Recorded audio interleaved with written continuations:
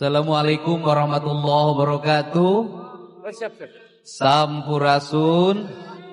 Alhamdulillah wa syukurillah wa ni'matillah la haula wa la quwata illa billah. Allahumma sholli ala sayyidina Muhammad wa ala ali sayyidina Muhammad.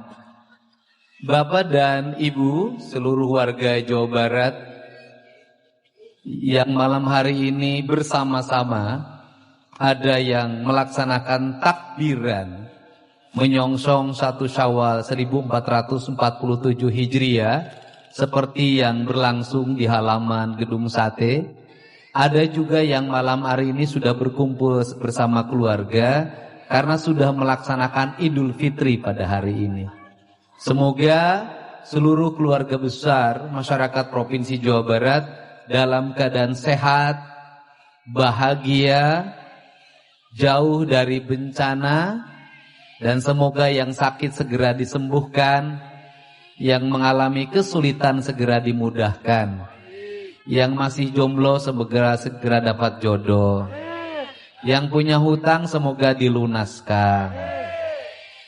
Caranya salaman aja besok pada Lebaran dan ngomong mudah-mudahan mohon maaf hutangnya mohon dilunaskan. Insya Allah tidak akan terkabul kalau itu. Saya ucapkan terima kasih atas kehadiran Pak Ketua DPRD Provinsi Jawa Barat, Bapak Wakil Gubernur Provinsi Jawa Barat, kemudian juga yang mewakili Polda Jabar, Pak Kombes Pol Beni. Saya ucapkan terima kasih dari tadi menunggu Pak Sekda, ada Pak Ahmad, anggota DPRD Provinsi Jawa Barat, para peserta yang mewakili kabupaten kota dari seluruh Provinsi Jawa Barat, dan yang mewakili organisasi perangkat daerah se-Provinsi Jawa Barat. Yang pertama ini adalah tahun yang kedua saya memimpin sebagai gubernur dan bersama Pak Erwan Setiawan. Dan tahun yang kedua juga dilaksanakan kegiatan Festival Ngadulak dan mengiringi suara gema takbir. Tahun yang pertama 1446 Hijriah dilaksanakan di Gedung Pakuan, rumah dinas gubernur. Hari ini dilaksanakan di halaman Gedung Sate, menggunakan jalan yang sebentar lagi jalan ini akan berubah menjadi halaman karena ada jalan yang dibuat melingkar nanti. Jadi areal gazebo nanti bersatu antara Gedung Sate dengan gazebo. Mudah-mudahan bisa berlaksana dengan baik. Yang kedua, saya juga menyampaikan terima kasih pada seluruh petugas yang melaksanakan tugasnya dengan baik.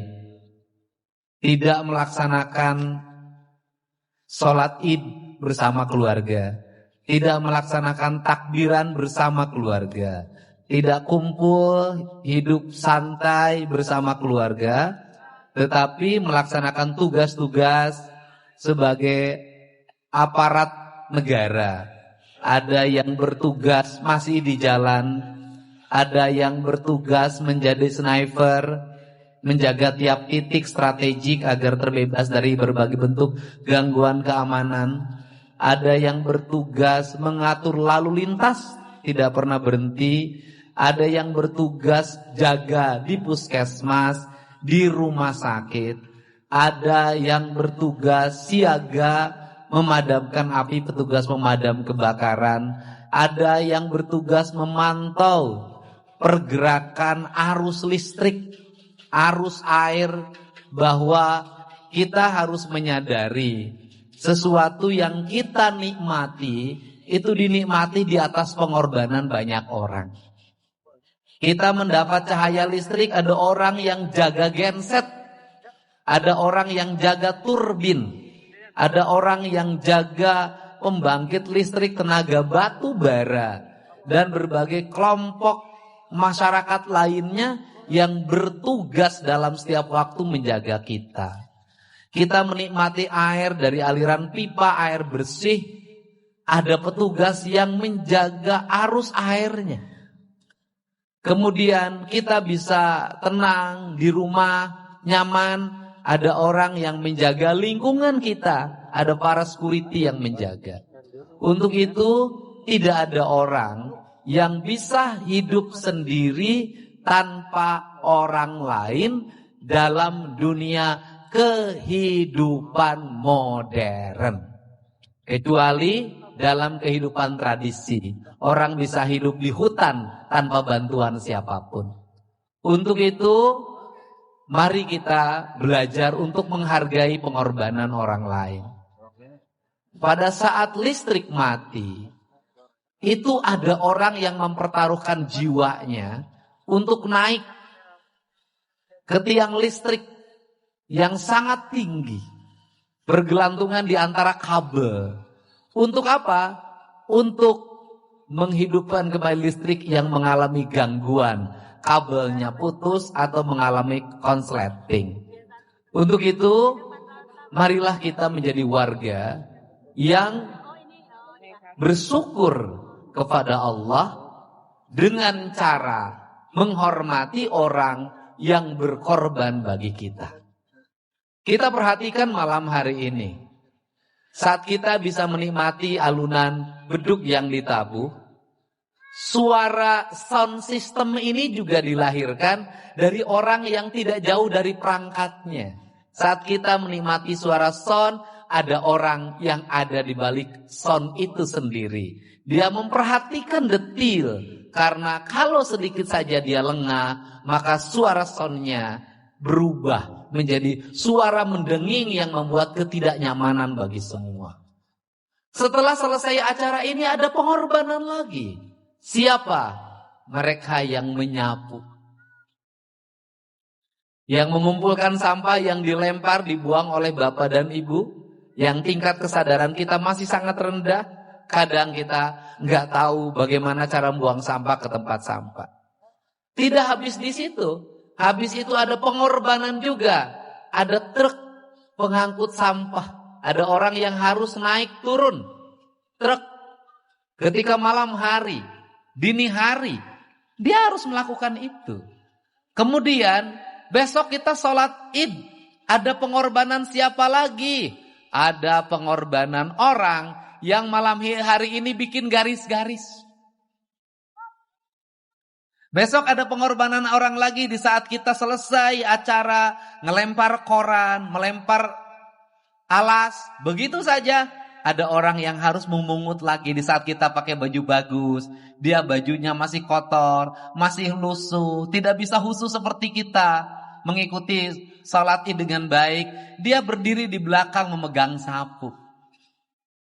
Setelah itu ada pengorbanan siapa lagi? Ketika ke rumah kita makan ketupat, makan opor, ada pengorbanan asisten rumah tangga kita yang menghabiskan waktunya tidak bertemu keluarga, membuat masakan untuk kita.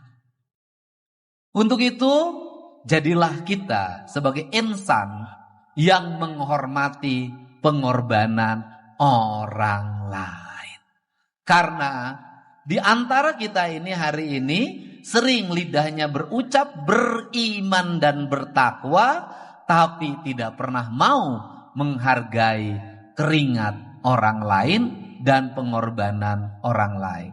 Semoga kegiatan malam takbiran ini menjadi penghangat suasana masyarakat Kota Bandung yang sudah lama mungkin tidak mendengar gemuruh suara beduk, tidak mendengar gemuruh suara takbir yang dilantunkan dengan lafaz-lafaz yang memiliki kemampuan kualitas keilmuan. Mahrozul hurufnya dilafalkan dengan baik. Dan yang berikutnya juga saya mengucapkan terima kasih atas pengorbanan Bapak dan Ibu yang berangkat ke sini, memikul beduk dipindahin ke mobil. Ada pengorbanan sopir, ada pengorbanan tukang angkut, dan kemudian juga ada pengorbanan yang menabuhnya, yang mengucapkan takbirnya. Semuanya baik dari kabupaten kota maupun dari para anggota atau pegawai organisasi perangkat daerah Provinsi Jawa Barat. Yang pada akhirnya kejuaraan atau juara itu hanya hal untuk membangun rasa empati saja tidak ada istilah kompetisi. Karena yang menabuh dan yang mengikrarkan takbir, kedua-duanya punya nilai di hadapan Allah Subhanahu wa ta'ala. Dan kalaupun nanti ada juara, itu hanya bagian dari silaturahmi kita. Ada hadiah, hanya bagian dari silaturahmi kita saja. Anggap saja itu adalah berkumpul mengundi arisan. Ada yang menang, ada yang gilirannya menang tahun depan. Untuk itu saya ucapkan terima kasih pada semuanya, pada panitia, jajaran Biro Kesra, pada BJB yang setia memberikan dukungan terhadap pemerintah Provinsi Jawa Barat untuk melakukan kegiatan-kegiatan sosial.